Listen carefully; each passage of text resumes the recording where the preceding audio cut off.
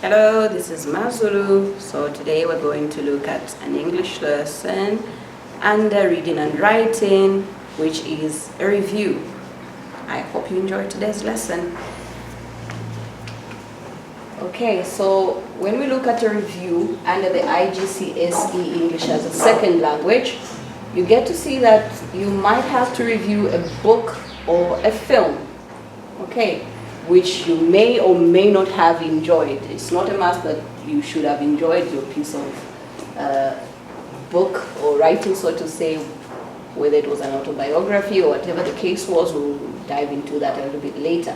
Okay, it's very important for you to know to say whether it's a movie or a book, we have to look at different genres. Okay, so what are we talking about when we say different genres? Everyone has their own personal taste of pieces of writing or movies as per se. So during your final exams, no one will come and force you to say you have to write about this specific book or this specific movie. But by the time you'll be writing your final exam, you should have by then read a book or watched a movie, just in case, because it is not a must because you've looked at an article, you've looked at a report, then in the exam you should write only an article or only a report. No, I only master my article or only master my report. No, it might be that Cambridge might decide to bring a review. Okay, so you have to be able to be well versed with the 3 different optional questions that might come. Okay, optional by Cambridge, not by you, the student, of course. So let's look at some of the genres of books that we have. Okay, so there are some books which are fantasy books, so some people would rather go for a fantasy book and they totally stay away from the sci-fi type of writings. Others will say I would rather go for a piece of mystery type of genre. Others will say maybe a thriller will do me better. Others will go all full on romance with the mews and booms, of course. Western pieces of writing will have to involve issues of cowboys, at times Indians as well. Okay, some pieces of writing are dystopian, that's to say the very opposite of a utopia. We are looking at something which is dysfunctional. So the last time you ever picked a book and if it was dystopian, it must have had a piece of dysfunction about it that you're wondering why would someone want to write about something so miserable. At the end of the day, you feel so drained when you're done writing. Well, it's a piece of writing, and that's the genre that the writer decided to go for. Others will say, no, my liking goes towards contemporary pieces of writing, which are more modern or present age. So whatever your taste for books maybe, or the genre that you would rather go for, okay, that's up to you. But at the end of the day, when we get to the reviewing of the book, the nitty-gritties of reviewing a book are still the same, no matter the genre. Okay, we move on to some movie genres.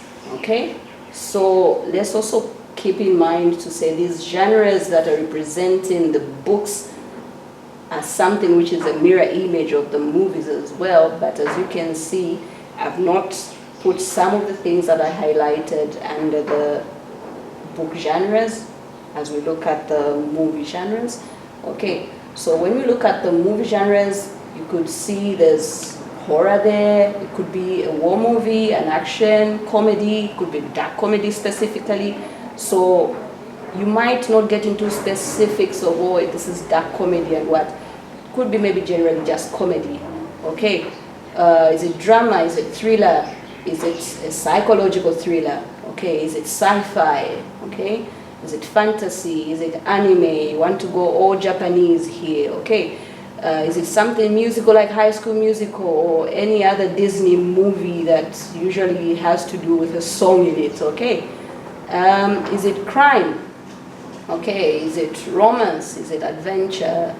Okay, when you talk about adventure, are we looking at something like Jumanji? Okay, Western, okay, cowboys and Indians yet again here. Okay, is it a documentary?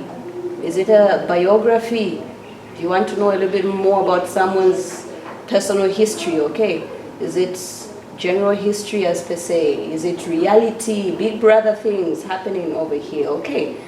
Or are we looking at coming of age, things like 13 going to 30? Okay, looking at people transitioning through puberty. Is it something family related or something gangster? So whatever the genre may be, from your book to your movie, we are saying at the end of the day, when we have to look at a piece of writing that is a review, we have to dissect the piece of writing.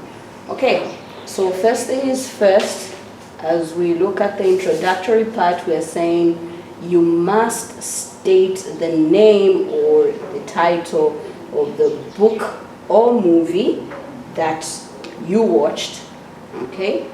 And please do not start writing things that you know you did not dive into thoroughly.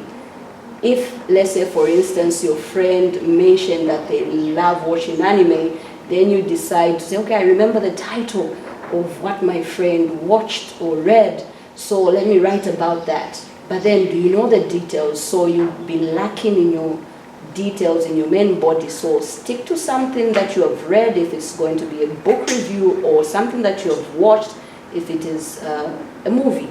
Okay, so first thing is first, in your review we're saying state the title. Secondly, the author's full name, or the movie director. In the case of a movie, the movie director. In the case of a book, we're saying the full names of the author. Okay, and then you have to move on. So from the title to the author's name or the movie director, then you have to move on now to the setting of the story. So where does this story take place? Okay, let's take for instance, if we have to talk about Long Walk to Freedom. Okay, as soon as I mention Long Walk to Freedom, if you've heard about it, you know we're talking about Nelson Mandela already. Okay, so what genre is coming to your mind? Because this book is about Nelson Mandela's life. So is the movie. Okay, so what setting is it? We all know by now to say Nelson Mandela was South African. Okay, so the setting was in South Africa, but where exactly in South Africa?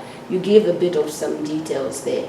Okay, from there you move on, giving a one-line description of what the story is about.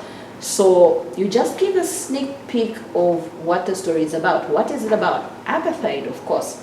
Okay, so whichever book or movie you choose, well, depending on the question, is it a book review, is it a movie review, you have to make sure to say you have mastered all these little details.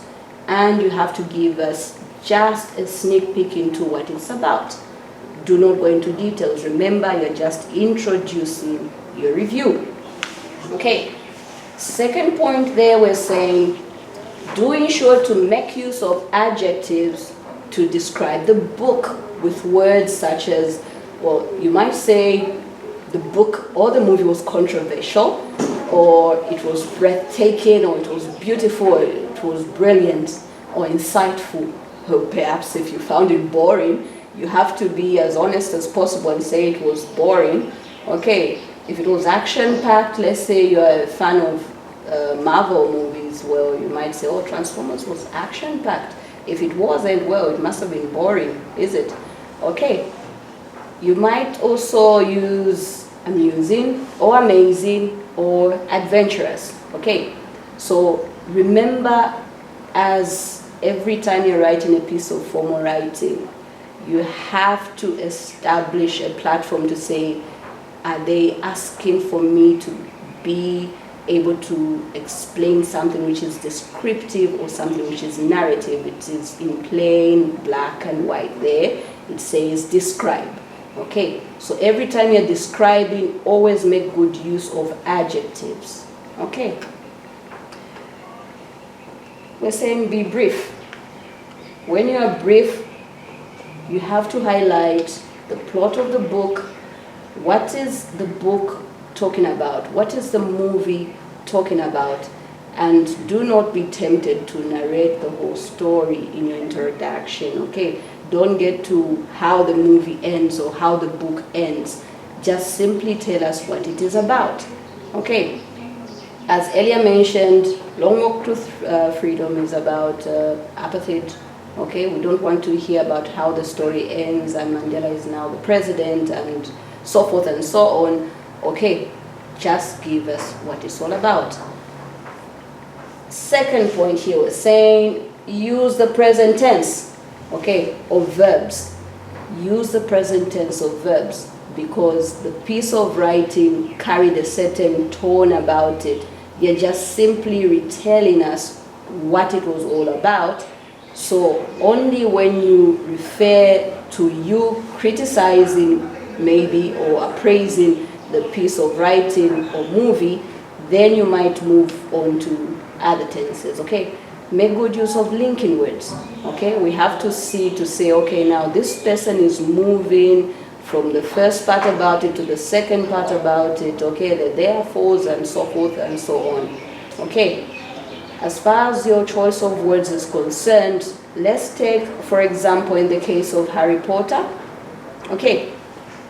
When you look at Harry Potter, definitely because it has a bit of some fantasy about it, they are doing all things to do with magic.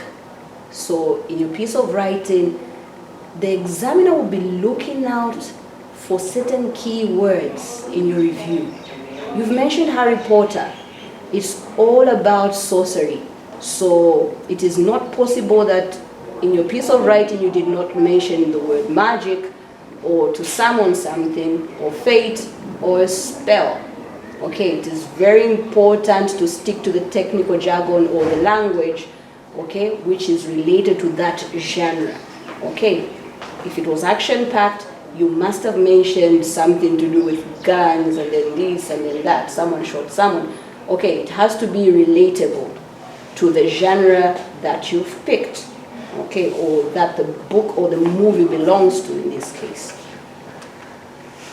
Okay, opinions.